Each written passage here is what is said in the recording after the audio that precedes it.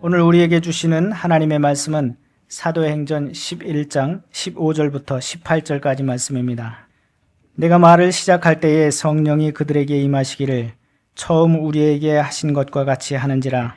내가 주의 말씀에 요한은 물로 세례를 베풀었으나 너희는 성령으로 세례를 받으리라 하신 것이 생각났노라. 그런즉 하나님이 우리가 주 예수 그리스도를 믿을 때에 주신 것과 같은 선물을 그들에게도 주셨으니 내가 누구이기에 하나님을 능히 맡겠느냐 하더라. 그들이 이 말을 듣고 잠잠하여 하나님께 영광을 돌려 이르되 그러면 하나님께서 이방인에게도 생명 얻는 회개를 주셨도다 하니라. 아멘. 낮이 밤에게 밀려나서 온 천지가 흑암의 세상이 되는 것은 낮이 죄를 지었기 때문이 아닙니다. 여름 바다에 폭풍이 휘몰아치는 것은 그 바다가 죄를 범한 탓이 아닙니다. 가을이 되어서 나뭇잎이 모두 다 떨어져서 나무가 앙상한 가지로만 남는 것은 그 나무의 범죄로 인함이 아닙니다. 혹한의 겨울이 찾아와서 온 자연의 생명이 꽁꽁 어는 것은 그 자연이 죄를 범한 까닭이 아닙니다. 그것은 천지 만물을 창조하신 하나님께서 당신의 피조 세계를 지키시고 보존하시는 하나님의 섭리입니다. 우리의 인생도 이와 마찬가지입니다. 우리 인생길 위에는 흑암의 터널이 있는가 하면 휘몰아치는 폭풍도 있습니다.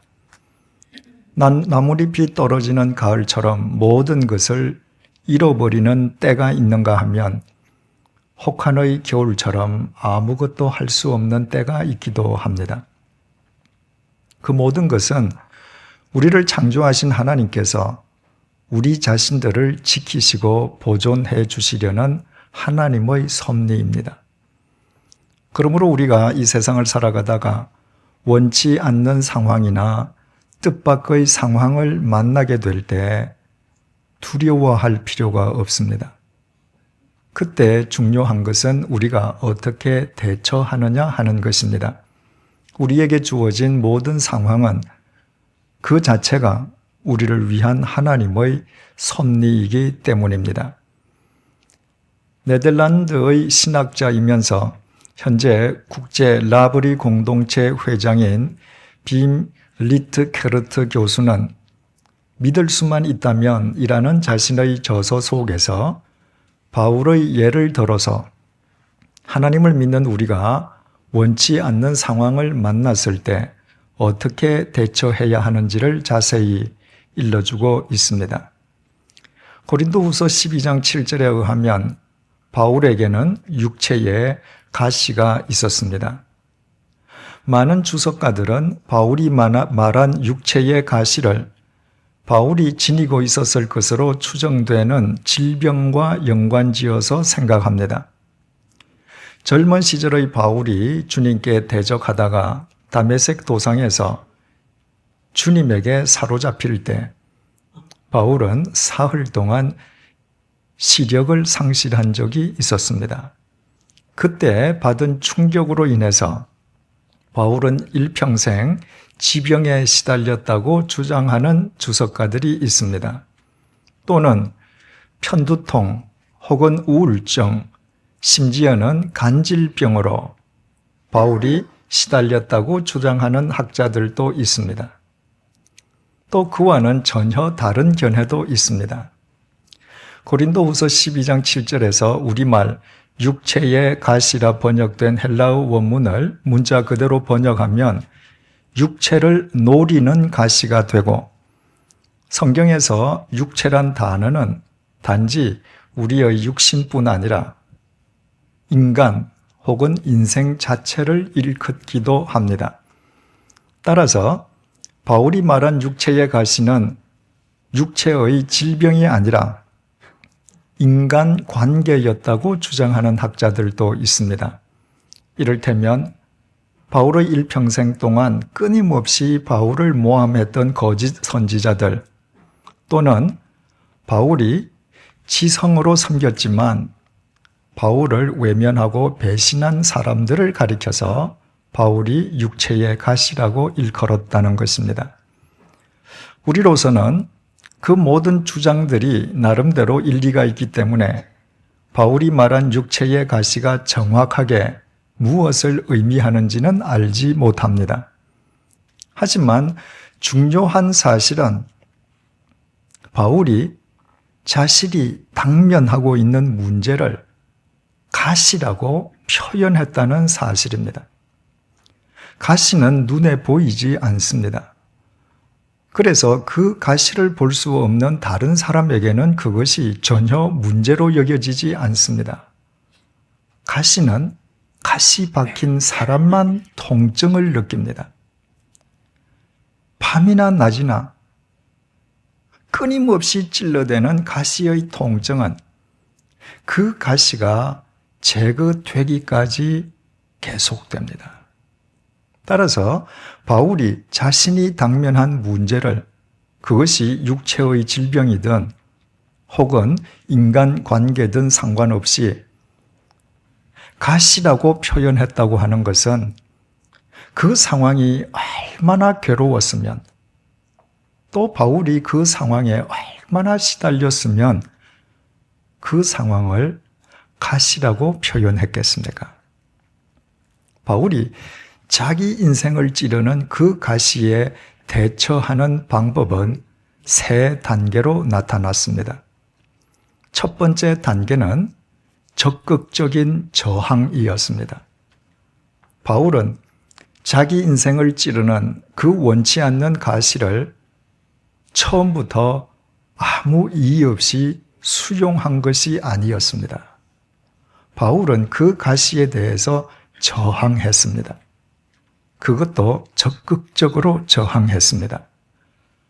그러나 이것이 바울이 어떤 특정 대상을 상대로 해서 투쟁했다는 의미는 아닙니다. 바울의 적극적인 저항은 기도로 나타났습니다. 바울은 자기 인생을 찌르는 가시가 자기 삶에서 제거되기를 하나님께 기도했습니다. 간절히 기도했습니다. 한 번으로 끝난 것이 아니라 3번씩이나 기도했습니다. 사도 바울은 2000년 교회 역사상 가장 영성 깊은 그리스도인으로 잘 알려져 있지 않습니까?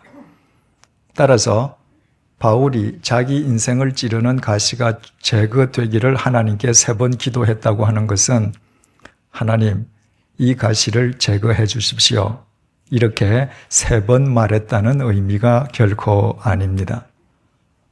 어쩌면 바울이 일주일씩 금식하는 기도를 3번 반복했는지도 모릅니다. 40일 작정 기도를 3번 되풀이했는지도 알 수 없습니다. 정확한 것은 바울이 자기 인생을 찌르는 가시가 제거되기를 하나님께 반복해서 간구했다는 것입니다. 우리가 인생길을 걷다가 원치 않는 상황을 만날 때 우리 역시 그 원치 않는 상황에서 벗어날 수 있도록 저항할 수 있어야 합니다. 적극적으로 저항할 수 있어야 합니다. 그 상황에서 벗어날 수 있도록 하나님 앞에 간절히 기도할 수 있어야 한다는 것입니다. 한두 번이 아니라 계속해서 기도할 수 있어야 합니다. 기도는 하나님과 인간을 긴밀하게 연결시켜주는 유일한 끈입니다. 그래서 우리가 인생을 사는 동안 당면하게 되는 크고 작은 문제는 하나님의 은총이 아닐 수 없습니다. 인간은 문제가 없으면 감사하기보다 하나님께 기도하려 하지 않습니다. 그래서 문제가 없으면 오히려 하나님과 그만큼 더 멀어지게 됩니다. 하지만 자신이 원치 않는 상황을 맞이해서 인생의 문제와 맞닥뜨리게 되면 자기 힘으로 해결할 수 없는 그 상황에서 벗어나기 위해 인간은 하나님께 기도할 수밖에 없고, 기도한 만큼 하나님과 더 긴밀한 관계를 갖게 됩니다. 하나님과의 긴밀한 관계, 바로 이 긴밀함이 중요합니다. 기도를 통해 하나님과 긴밀한 관계를 맺은 사람만, 혹 자신의 기도가 응답되어 원치 않는 상황으로부터 벗어난다 할지라도 하나님을 외면하는 자기 교만에 빠지지 않을 수 있고, 혹 자신의 기도가 응답되지 않는다 할지라도 그 다음 단계로 나아가는 성숙함을 지닐 수 있기 때문입니다. 그 성숙함은 하나님과의 친밀함 속에서만 가능할 수 있습니다. 바울은 자기 인생을 찌르는 원치 않는 가시가 제거되기를 하나님께 3번씩 간절히 기도했지만 그 기도는 응답되지 않았습니다. 다메섹 도상에서 시력을 상실했던 바울은 아나니아의 안수 기도로 시력을 되찾는, 다시 말해서 치유의 은혜를 경험했던 사람이었습니다. 그뿐이 아닙니다. 바울은 안전뱅이를 일으키고 죽은 사람을 살려내고 귀신을 쫓아내는 큰 능력을 소유하고 있었습니다. 그런 바울이라면 자기 인생을 찌르는 가시가 제거되게 해달라는 그의 간구는 쉬 응답됨이 마땅할 것 같습니다. 그러나 하나님께서는 그의 기도에 응답해 주시지 않았습니다. 그것은 하나님의 뜻이 아니었기 때문입니다. 그 경우에 대부분의 사람들은 믿음이라는 미명하에 자신의 기도를 헛되이 계속하다가 자기 실망에 빠져 스스로 실족하거나 아예 믿음을 저버리고 하나님을 외면하게 됩니다. 그러나 바울은 그들과는 전혀 다른 2번째 단계로 나아갔습니다. 그것은 경청하는 믿음이었습니다. 자기 인생을 찌르는 가시가 제거되기를 하나님께 간구했음에도 불구하고 자기의 뜻이 응답되지 않았다면 이번에는 자신이 원치 않는 가시를 자기 인생에 박아주신 하나님의 말씀을 사도 바울이 기도 속에서 경청해야 할 차례였습니다. 기도의 능력이 여기에 있습니다.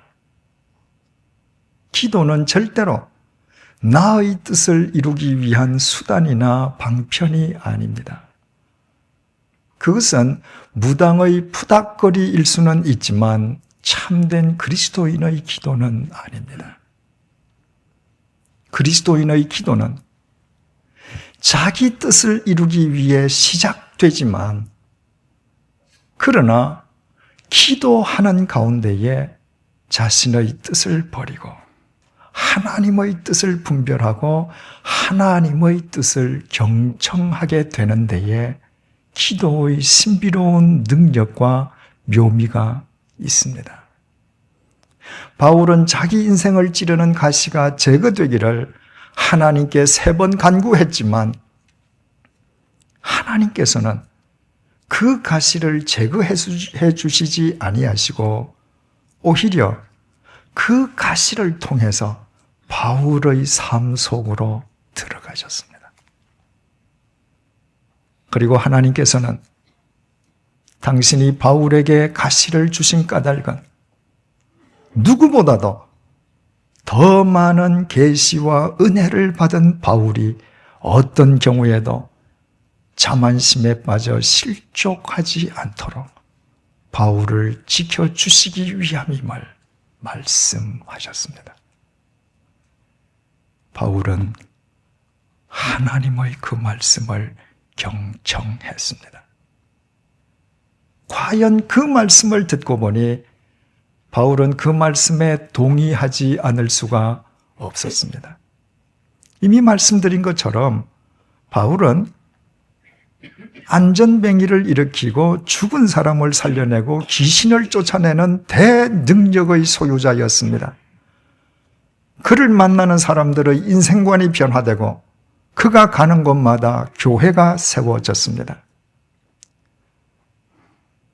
그런 능력을 지닌 바울에게 그의 인생을 찌르는 가시가 없었던들 언젠가부터 그는 더 이상 하나님을 필요로 하지 않는 사람이 되었을 것입니다. 그 정도의 능력을 지니고 살다 보면 자기 자신이 스스로 하나님이 되는 자기 교만, 자기 착각에 빠질 수밖에 없기 때문입니다. 아무리 생각해도 하나님께서 자기 인생을 찌르는 가시를 주신 것은 자신을 위한 하나님의 은혜요, 하나님의 사랑이었습니다. 바울을 둘러싸고 있는 상황은 조금도 바뀐 것이 없었습니다. 바울을 찌르는 가시는 그대로 있었습니다. 하지만 그 가시를 보는 바울이 변화되었습니다. 하나님의 말씀을 경청하는 믿음 덕분이었습니다. 그리고 그 믿음의 연장선상에서 바울은 마지막 세 번째 단계로 나아갑니다. 그 마지막 단계는 묵묵한 순종이었습니다. 바울은 고린도후서 12장 9절 하반절에서 10절을 통해서 이렇게 고백했습니다. 그러므로 도리어 크게 기뻐함으로 나의 여러 약한 것들에 대하여 자랑하리니 이는 그리스도의 능력이 내게 머물게 하려 함이라. 그러므로 내가 그리스도를 위하여 약한 것들과 능력과 궁핍과 박해와 곤고를 기뻐하노니 이는 내가 약한 그때에 강함이라.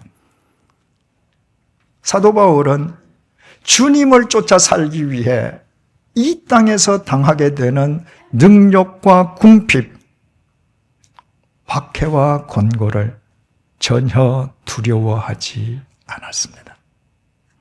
그것은 바울의 인생에서 그를 찌르던 가시가 제거되었기 때문이 결코 아니었습니다.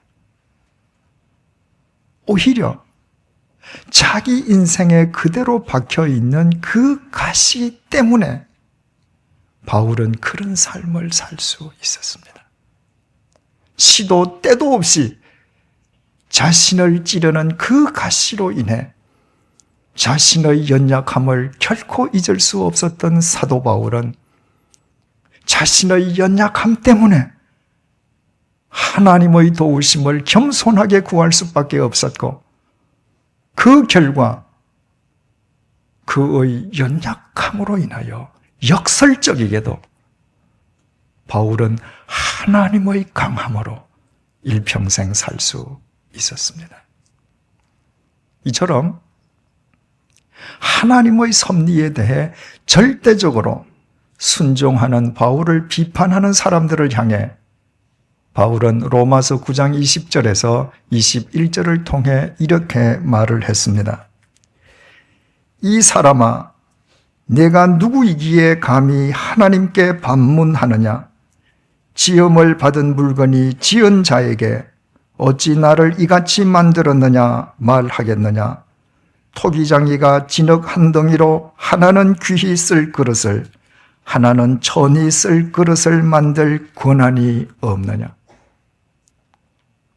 사도 바울은 하나님 앞에서의 자신은 토기장이 앞에서의 진흙 한 덩이에 지나지 않음을 인식하고 있었습니다.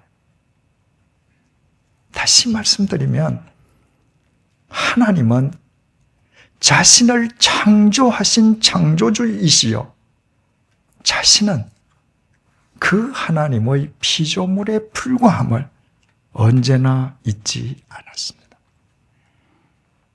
그 사실을 잊지 않았기에 바울은 원치 않는 인생의 가시 앞에서 그 가시가 제거되기를 기도를 통해 적극적으로 저항하면서도 그 저항에만 집착하지 않고 오히려 기도 속에서 경청하는 믿음과 묵묵한 순종으로 나아가므로 그 연약함 속에서 인류의 역사를 새롭게 하는 위대한 사도의 삶을 살 수 있었습니다.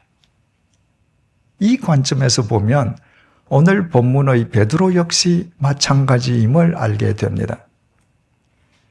요바에 있는 무두장이 시몬의 집 옥상에서 기도하던 베드로가 환상을 보았습니다. 하늘에서 보자기 같은 큰 그릇이 내려왔는데 그 속에는 짐승들과 새들이 들어 있었습니다. 그것들은 평소에 베드로가 부정하게 간주했던 것들로, 바로 그것은 부정한 이방인들의 상징이었습니다. 그 순간에 그것들을 잡아 먹으라는 하나님의 음성이 들렸습니다. 그 부정한 짐승들을 잡아 먹으라는 것은 부정한 이방인들을 받아들이라는 의미였습니다. 그것은 베드로로서는 전혀 원치 않는 상황이었습니다. 베드로는 정통 유대인이었습니다. 유대인이라면 부정한 것을 입에 대어서는 안 된다거나 짐승 혹은 지옥의 땔감 정도로 간주되는 부정한 이방인과 상종해서는 안 된다는 것은 삼척동자라도 다 알고 있는 상황이었습니다. 그러므로 베드로로서는 부정한 것을 먹고 부정한 이방인을 받아들인다는 것은 상상조차 할 수 없는 일이었습니다. 베드로는 원치 않는 그 상황 앞에서 그 상황에 대해 적극적으로 저항했습니다. 3번씩 저항했습니다. 속되거나 깨끗하지 아니한 것은 결코 내 입으로 들어간 적이 없었다고 베드로가 하나님께 3번이나 동일한 말씀을 드렸다는 것은 베드로가 기도를 통해 적극적으로 저항했음을 의미하는 말이었습니다. 그러나 베드로는 원치 않는 상황에 대해 기도를 통해 적극적으로 저항하는 그 저항에만 집착하지 않았습니다. 베드로는 너를 찾아온 이방인을 아무 의심 말고 따라가라는 하나님의 말씀을 경청했습니다. 그 사람을 따라 찾아간 고넬료 집에서는 고넬료의 말을 경청했습니다. 이방인 고넬료가 베드로에게 이런 말을 13절에서 14절이 밝혀주고 있습니다. 그가 우리에게 말하기를 천사가 내 집에서 말하되 내가 사람을 요바에 보내어 베드로라 하는 시몬을 청하라. 그가 너와 내 온 집이 구원받을 말씀을 내게 이르리라 함을 보았다 하거늘. 고넬료의 바로 그 말은 이방인에게 복음을 전하라는 하나님의 말씀이었습니다. 베드로는 그 말씀을 경청했습니다. 그리고 그 말씀에 묵묵히 순종했습니다. 이방인 고넬료 일행에게 복음을 전하기 시작한 것입니다. 바로 그때 성령님께서 이방인 일행에게 임하심과 동시에 요한은 물로 세례를 주었지만 너희는 성령으로 세례를 받으리라 하신 주님의 말씀이 생각났습니다. 베드로는 불현듯 자기 머릿속에 떠오른 그 생각을 떨쳐버리지 않고 주님의 그 말씀을 경청했습니다. 그리고 그 말씀에 묵묵히 순종해서 세례까지 베풀었습니다. 원치 않는 상황에 대해 기도로 적극적으로 저항하던 베드로가 이방인 고넬료의 집을 찾아가서 이방인 고넬료에게 복음을 전하고 세례까지 베풀라는 하나님의 말씀을 경청하고 그 말씀을 묵묵히 순종하는 것은 결코 쉬운 일이 아니었습니다. 그것은 유대인의 금기 사항을 스스로 파기하는 것을 의미했기에 유대인인 베드로가 유대인이기를 포기하는 것과 같았습니다. 따라서 그 일을 행할 때에 같은 유대인으로부터 얼마나 큰 비난이 쏟아지게 될지는 감히 상상하기도 힘든 일이었습니다. 아니나 다를까 베드로가 이방인 고넬료의 집을 떠나서 예루살렘으로 귀환했을 때 다른 사람도 아닌 같은 그리스도인인 소위 할레파로 불리는 유대 그리스도인들이 베드로를 혹독하게 비난했습니다. 유대인들의 금기 사항을 깨뜨렸다는 이유에서였습니다.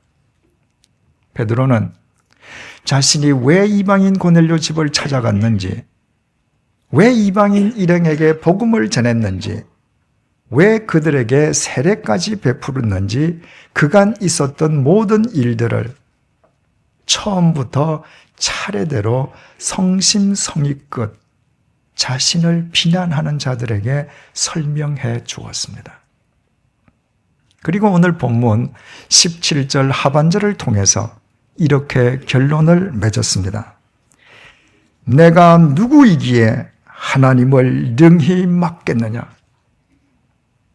내가 누구이기에 하나님을 능히 막겠느냐? 비록 짧은 문장이지만 이 문장이야말로 베드로 신앙의 핵심이었습니다. 베드로는 대체 자기 자신을 누구라고 인식하고 있었습니까? 베드로에게 하나님은 누구셨습니까? 베드로는 왜 능히 하나님을 막을 수 없었습니까? 하나님 앞에서의 베드로는 토기장이 앞에서의 진흙처럼 한낱 피조물에 지나지 않고 하나님은 자신을 창조하신 하나님이심을 그는 분명하게 인식하고 있었습니다. 그처럼 하나님의 피조물인 자기 자신의 정체성을 베드로가 망각하지 않았기에 원치 않는 상황에서 벗어나려는 기도를 통한 저항에만 집착하지 않고 오히려 그 기도 속에서 경청하는 믿음과 묵묵한 순종으로 나아감으로 땅끝까지 이르러 내 증인이 되라는 주님의 마지막 명령을 교회가 공식적으로 수행할 수 있는 혁명적인 물꼬를 트는 위대한 사도가 되었습니다. 갈릴리의 무식했던 어부 베드로, 예수 그리스도의 대적이었던 바울,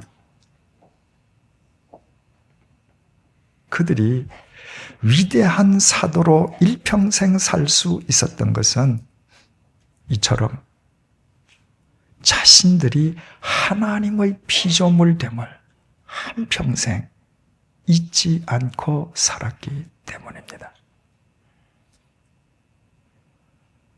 어제 프로야구 두산 베어스 팀의 김경문 감독의 인터뷰 일부 내용이 모 일간지에 보도되었습니다.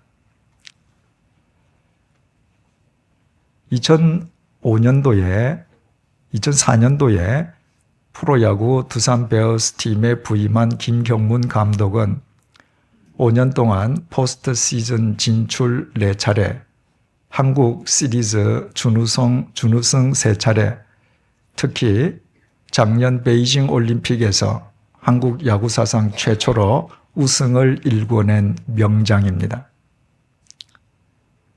그 김경문 감독이 어제 자신의 인터뷰를 이런 말로 끝을 맺었습니다. 지도자의 자기 관리는 허명을 경계하는 것으로부터 시작된다. 얼마나 놀라운 통찰력입니까? 어느 분야에서든 한 사람의 경륜이 쌓이다 보면 그 사람에 대한 허명이 나기 마련입니다. 그때 그 허명에 빠져서 허명을 탐닉하면 그 사람은 반드시 몰락하게 됩니다. 왜냐하면 허명은 문자 그대로 헛된 명성에 지나지 않기 때문입니다.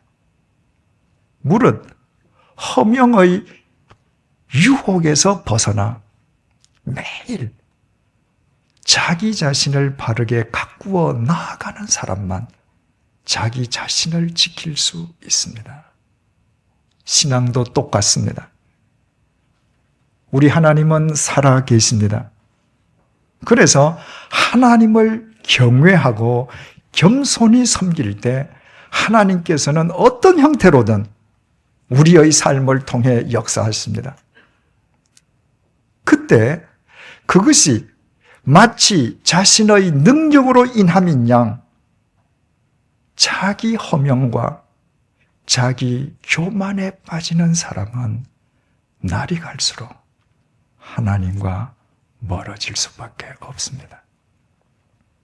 하지만 하나님께서 아무리 자신을 귀하게 쓰셔도 자기 허명과 자기 교만에 빠지지 않고 베드로처럼 바울처럼 일평생 하나님의 피조물됨을 겸손하게 인식하며 살아가는 사람을 통해서 하나님의 역사는 중단 없이 계속됩니다. 독일의 신학자 헬무트 틸리케는 나는 인간의 우상이 되기보다는 하나님의 눈이 주시하시는 한 마리의 벌레가 되고 싶다고 고백했습니다. 사람은 조금만 이름이 나면 자기 허명에 빠져 스스로 하나님이 되어버리고 맙니다.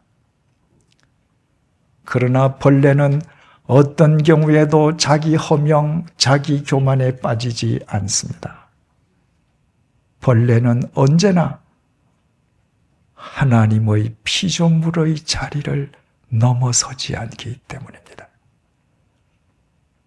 따라서 헬무트 틸리케가 나는 하나님의 눈이 주시하시는 한 마리의 벌레로 살고 싶다고 고백한 것은 일평생 어떤 순간에도 자기 허명과 자기 교만에 빠지지 않고 마치 벌레처럼 하나님 앞에서 겸손한 피조물로 살아가겠다는 의미의 고백이었습니다.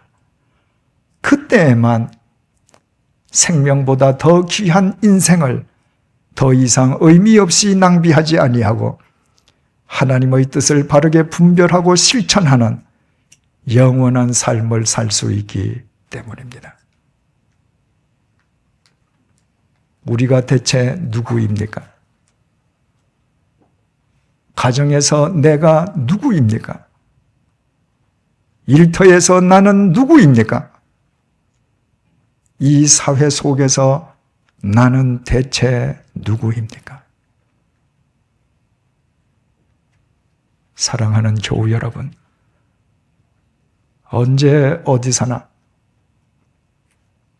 우리는 하나님 앞에서 피조물에 지나지 않음을, 그렇기에 우리를 만드신 하나님의 말씀대로 살아야 할 그리스도인됨을 잊지 마십시다. 그 사실을 잊지 않고 사는 한 우리 역시 이 시대를 위한 베드로와 바울이 될 수 있습니다. 우리는 미약하지만 우리를 창조하신 하나님의 뜻이 우리를 통해 이루어질 것이기 때문입니다. 기도하시겠습니다.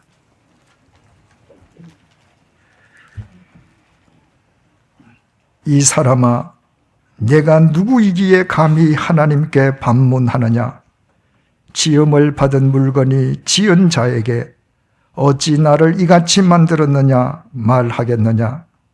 토기장이가 진흙 한 덩이로 하나는 귀히 쓸 그릇을, 하나는 천히 쓸 그릇을 만들 권한이 없겠느냐?